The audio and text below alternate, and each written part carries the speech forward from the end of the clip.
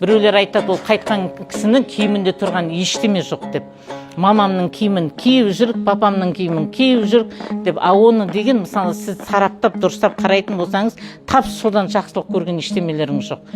Өйткені деген қайтқан кісінің киімі, ол қайтқан кісі қайтқаннан кейін Алла Тағала айтады, ярхамалла.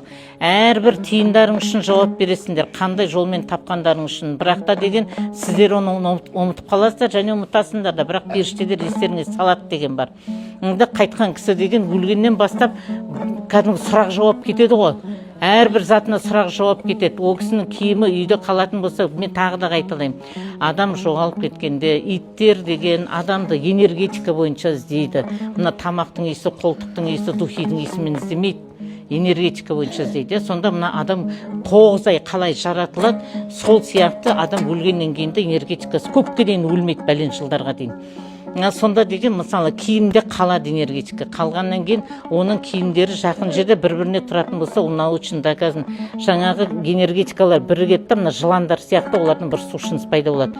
Үйдің ішіне қаралық басады, үйдің ішіне біреу жүрген сияқты, қасында біреу тұрған сияқты, бірдеңе жүгіріп өткен сияқты, берекең ұшады, бәрін етеді. Басын қатып, өзің мең-зең болып қуып кетуге дейін барасың.